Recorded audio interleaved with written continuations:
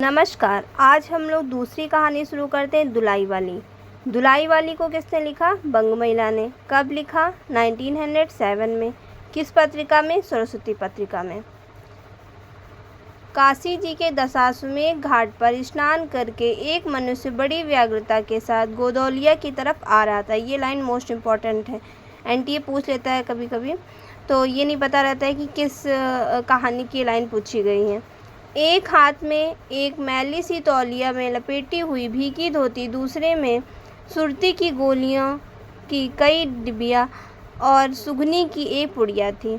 उस समय दिन के 11 बजे थे।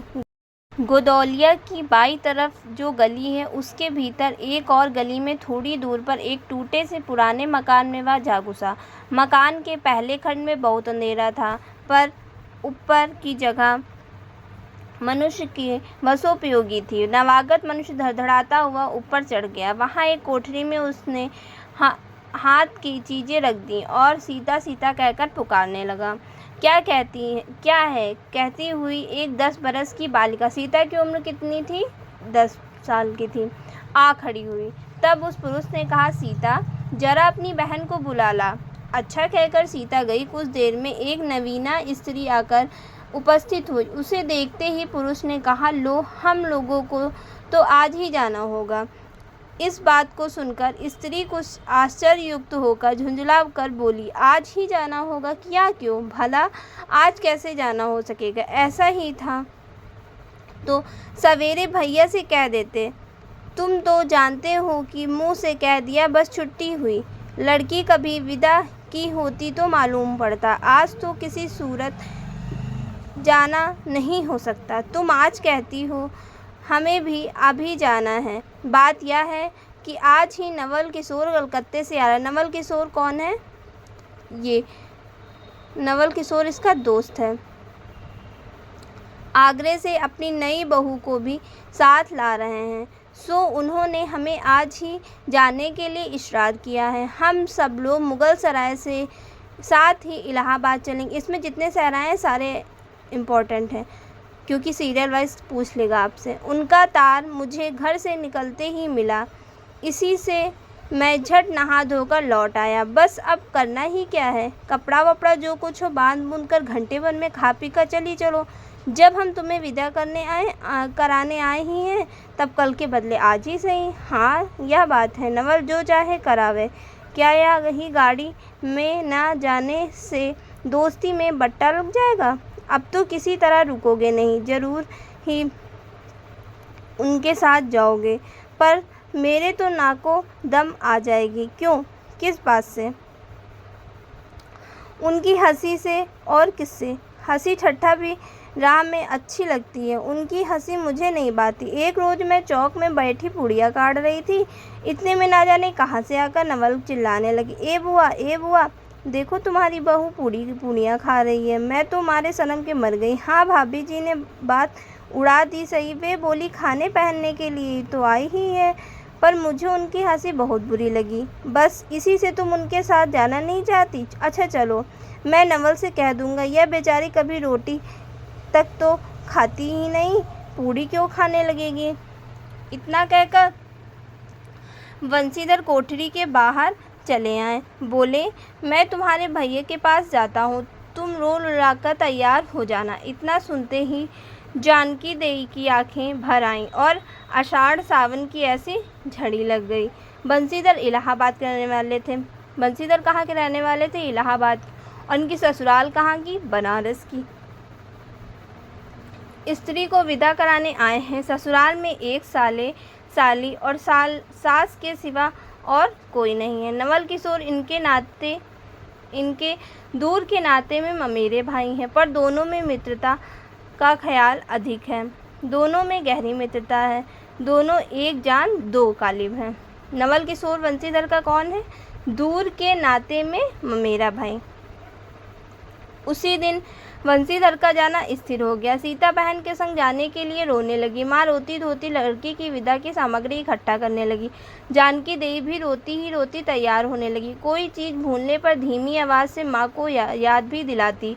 एक बजने पर स्टेशन जाने का समय आया। अब गाड़ी या इक्का लाने कौन जाए। ससुराल वालों की अवस्था अब आगे किसी नहीं कि 2-4 नौकर चाकर हर समय बने रहे। सीता के बाप न रहने से काम बिगड़ गया है।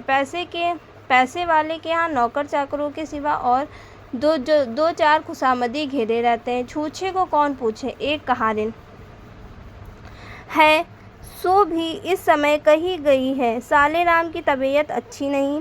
वे हर घड़ी बिछौने से बात करते हैं। तिस पर भी आप कहने लगे मैं ही धीरे धीरे जाकर कोई सवारी ले जाता हूँ, नज़दीक तो है। वंशीधर बोले नहीं नहीं, तुम क्यों तकलीफ़ करोगे, मैं ही जाता हूँ। जाते जाते वंशीधर विचरने लगे कि इक्के की सवारी भले घर की स्त्रियों को बैठने लायक नहीं होती, क्योंकि या तो इतने ऊंचे पर चढ़ना पड़ता है, दूसरे पराये पुरुष के साथ एक साथ बैठना पड़ता है। मैं एक पालकी गाड़ी ही कर लूँ, इससे सब तरह का आराम रहता है। पर जब गाड़ी वाले ने 1.5 रुपया किराया मांगा। गाड़ी वाले ने कितना रुपया किराया मांगा?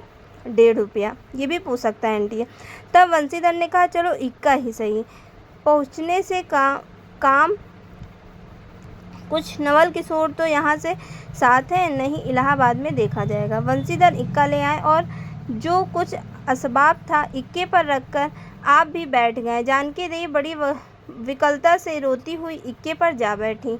पर इस अस्थिर संसार में स्थिरता कहाँ, यहाँ कुछ भी स्थिर नहीं। इक्का जैसे जैसे आगे बढ़ता गया वैसे जानकी की रुलाई भी कम होती गई। सिकरौल के स्टेशन के पास पहुँचते पहुँचते जानकी अपनी आंखें अच्छी तरह पोंछ चुकी थी। किस स्टेशन के पहुँचते पहुँचते? सिकरौल के स्टेशन। दोनों चुपचाप चले जा रहे थे। अचानक वंशीधर की नज़र अपनी धोती पर पड़ी और अरे एक बात तो हम भूल ही गए कहकर पछता से उठा। इक्के वाले के कान बचाकर जानकी से पूछा क्या हुआ, क्या कोई ज़रूरी चीज़ भूल आए? नहीं, एक देसी धोती पहनकर आना था तो भूल कर विलायती ही पहन आए। नवल कट्टर स्वदेशी हुए हैं ना, वे बंगालियों से भी बढ़ गए हैं। देखेंगे तो 2-4 सुनाए बिना ना रहेंगे। और बात तो ठीक है, नाहक विलायती चीज़ें मोल लेकर क्या रुपयों की बर्बादी की जाए। देसी लेने में भी दाम लगेगा, सही पर रहेगा तो देसी में। जानकी जरा भौहें टेढ़ी करके बोली धोती तो धोती, पहनने से काम क्या यह जरूरी है। इतने में स्टेशन के एक कुलियों ने आ घेरा। वंशीधर एक कुली करके चलें। इतने में इक्के वाले ने कहा इधर से टिकट लेते जाइए, पुल के उस पार तो ड्योढ़े दर्जे का टिकट मिलता है। वंशीधर फिरकर बोले अगर मैं ड्योढ़े दर्जे का ही टिकट लूँ तो? इक्के वाला चुप हो गया। इक्के की सवारी देखकर इसने ऐसा कहा। यह कहते हुए वंशीधर आगे बढ़े। यथा समय रेल पर बैठकर वंशीधर राजघाट पार करके मुगलसराय पहुँचे। वहाँ पुल लांघ कर दूसरे प्लेटफॉर्म पर जा बैठे। आप नवल से मिलने की खुशी में प्लेटफॉर्म के इस छोर से उस छोर तक टहल रहे हैं। देखते देखते गाड़ी का धुआं दिखलाई पड़ा। मुसाफिर अपनी अपनी गठरी संभालने लगे। रेल देवी भी अपनी चाल धीमी करती हुई गंभीरता से आ खड़ी हुई। वंशीधर एक बार चलती गाड़ी ही में शुरू से आखिर तक देख गए, पर नवल का कहीं पता नहीं। वंशीधर फिर सब गाड़ियों को दोहरा गए, भीतर घुस कर एक एक डब्बे को देखा, किंतु नवल ना मिले। अंत को आप खिजला उठे और सोचने लगे कि मुझे तो वैसी चिट्ठी लिखी और आप ना आया, मुझे अच्छा उल्लू बनाया। अच्छा जाएंगे कहाँ, भेंट होने पर समझ लूँगा। सबसे अधिक सोच तो इस बात का था कि जानकी सुनेगी तो ताने पर ताना मारेगी। जानकी कौन है? वंशीधर की पत्नी। पर अब सोचने का समय नहीं, रेल की बात ठहरी। वंशीधर झट गए, जानकी को लाकर जनानी गाड़ी में बिठाया। वह पूछने लगी नवल की बहू कहाँ है? वह नहीं आए, कोई अटकाव हो गया कहकर आप बगल वाले कमरे में जा बैठे। टिकट तो ड्योढ़े का था। ड्योढ़े दर्जे का कमरा कलकत्ते से आने वाले मुसाफिरों से भरा था, इसलिए तीसरे दर्जे में बैठना पड़ा। जिस गाड़ी में वंशीधर बैठे थे उसके सब कमरों में मिलाकर कल 10-12 ही स्त्री पुरुष थे। समय पर गाड़ी छूटी। नवल की बातें न जाने क्या अगड़ बगड़ सोचते गाड़ी कई स्टेशन पार करके मिर्ज़ापुर पहुंची। गाड़ी कहाँ पहुंच गई?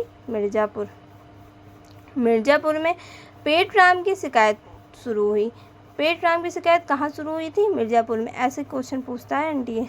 उसने सुझाया कि इलाहाबाद पहुंचने में अभी देरी है। चलने के झंझट में अच्छी तरह पूजा किए बिना ही बंसीधर ने बनारस छोड़ा था, इसलिए आप झट प्लेटफॉर्म पर उतरे और पानी के बम्बे से हाथ मुँह धोकर एक खोचे वाले से थोड़ी सी ताज़ी पूड़ियाँ मिठाई लेकर निराले में बैठ आपने उन्हें ठिकाने पहुँचाया।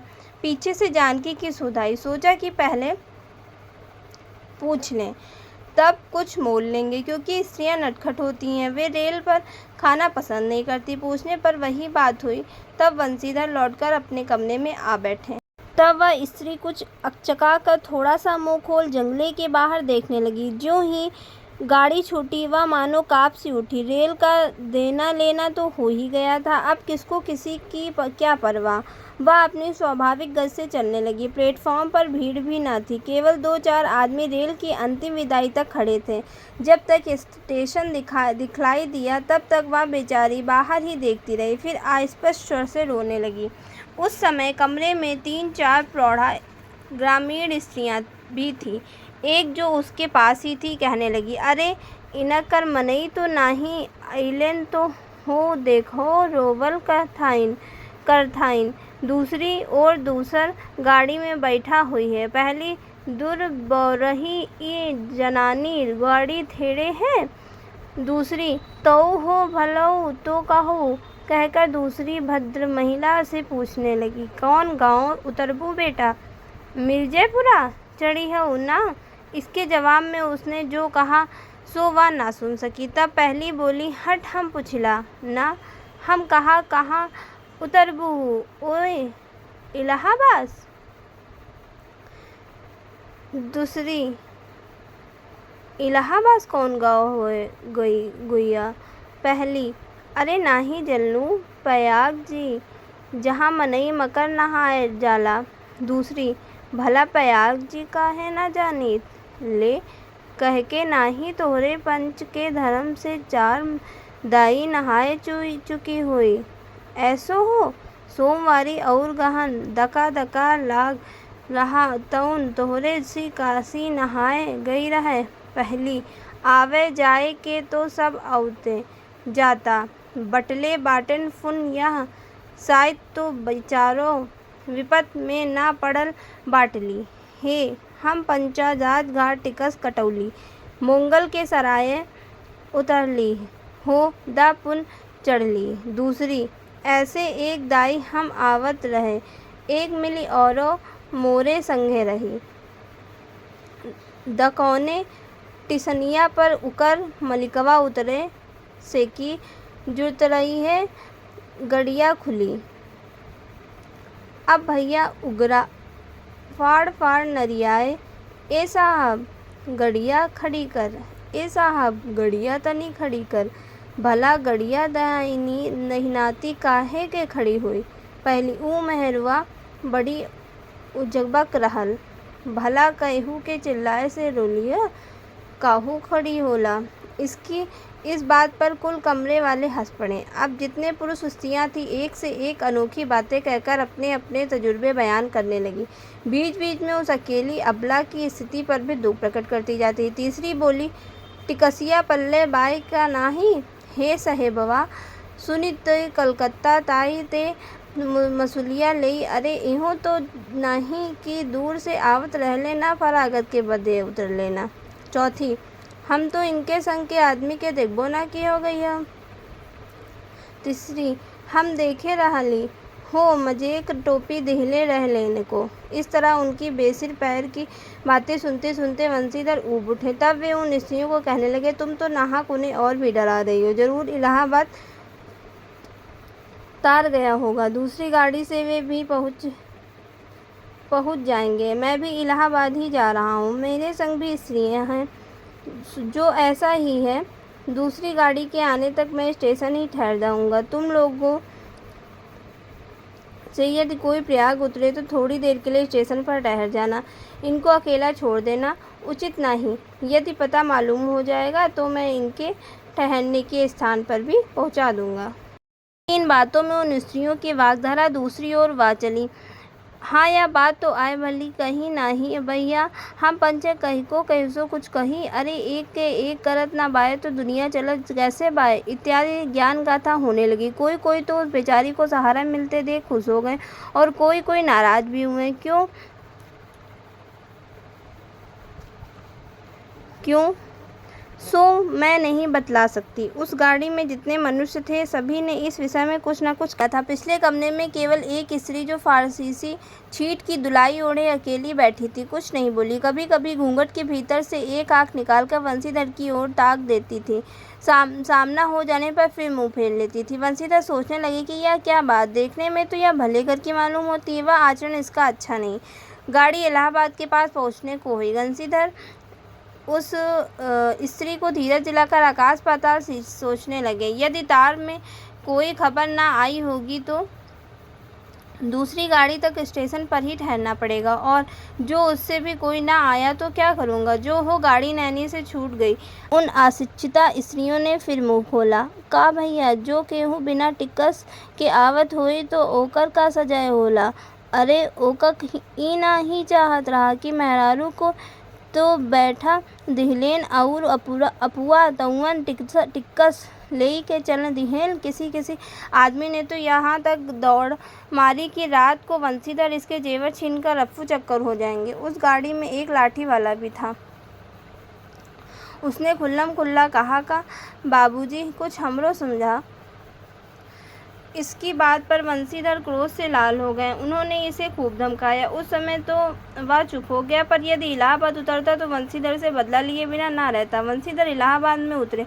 एक बुढ़िया को भी वहीं अपना जानकी को उतारने गए। जानकी से सब हाल कहने पर वह बोली, अरे जाने भी दो, इस किस बड़खेड़े में पड़े हो। वंशीधर से ना माना। जानकी को और उस भद्र महिला को एक ठिकाने बिठाकर आप स्टेशन मास्टर के पास गए। वंशीधर के जाते ही वह बुढ़िया, जिसे उन्होंने रखवाली के लिए रख छोड़ा था, किसी बहाने से भाग गई। अब तो वंशीधर बड़े असमंजस से पड़े। टिकट के लिए बखेड़ा होगा, क्योंकि वह स्त्री बेटिकट है। लौट कर आए तो किसी को न पाया। अरे यह सब कहाँ गई, यह कहकर चारों तरफ देखने लगी। कहीं पता नहीं। इस पर वंशीधर घबराए। आज कैसी बुरी साइत में घर से निकले कि एक के बाद दूसरी आफत में फंसते चले आ रहे हैं। इतने में आप अपने सामने एक धुलाई वाले को आते देखा। तू ही उन स्त्रियों को कहीं ले गई है, इतना कहना था कि धुलाई में मुंह खोलकर नवल किशोर खिला उठे। अरे यह क्या, सब तुम्हारी ही करतूत है। अब मैं समझ गया। इसमें जो धुलाई ओढ़े बैठा हुआ था वो कौन था? नवल किशोर ही था। अरे यह क्या, सब तुम्हारी ही करतूत है। अब मैं समझ गया। कैसे यह गजब तुमने किया। ऐसी हंसी मुझे नहीं अच्छी लगती। मालूम होता है कि वह तुम्हारी बहू थी। अच्छा, तो वे कहाँ गई? वे लोग तो पालकी गाड़ी में बैठी हैं। तुम भी चलो। नहीं, मैं सब हाल सुन लूँगा तब चलूँगा। हाँ, या तो काहे तुम मिर्ज़ापुर से कहाँ आ निकले? मिर्ज़ापुर नहीं तो मैं कलकत्ते से, बल्कि मुगलसराय से तुम्हारे साथ चला आ रहा हूँ। तब मुगलसराय से मेरे लिए चक्कर लगाते थे। तब मैं जोड़े दर्जे में ऊपर वाले बेंच पर लेटा तुम्हारा तमाशा देख रहा था। फिर मिर्ज़ापुर में जब तुम्हें पेट के धंधे में लगे थे, मैं तुम्हारे पास से निकल आया, पर तुमने ना देखा। तुम्हारी गाड़ी में जा बैठा। सोचा कि तुम्हारे आने पर प्रकट होऊंगा। फिर थोड़ा देख ले करते करते यहाँ तक नौबत पहुँची। अच्छा, अब चलो, जो हुआ सो उसे माफ़ करो। यह सुन वंशीधर प्रसन्न हो गए। दोनों मित्रों में बड़े प्रेम से बातचीत होने लगी। वंशीधर बोले, मेरे ऊपर जो कुछ बीती सो बीती। वह बेचारी जो तुम्हारे से गुणवान के संग पहली ही बार रेल से आ रही थी, वह बहुत तंग हुई। उसे तो तुमने नाहक रुलाया, बहुत ही डर गई। नहीं जी, डर किस बात का था, हम तुम दोनों गाड़ी में थे ना। हाँ, पर यदि मैं स्टेशन मास्टर में इत्तला कर देता तो बखेड़ा खड़ा हो जाता ना। अरे तो क्या, मैं मर थोड़ी ही गया था। 4 हाथ की धुलाई की बिसात ही कितनी। इसी तरह बातचीत करते करते दोनों गाड़ी के पास आए। देखा तो दोनों मित्र बंधुओं में खूब हंसी हो रही। जानकी कह रही थी, अरे तुम क्या जानो, इन लोगों की हंसी ऐसी ही होती है। हंसी में किसी के प्राण भी निकल जाएं तो भी उन्हें दया ना आवे। खैर, दोनों मित्र अपनी अपनी घरवाली को लेकर राजी खुशी घर पहुँचे। मुझे भी उनकी यह राम कहानी लिखने में छुट्टी मिली। यहाँ पर यह कहानी समाप्त हो जाती है।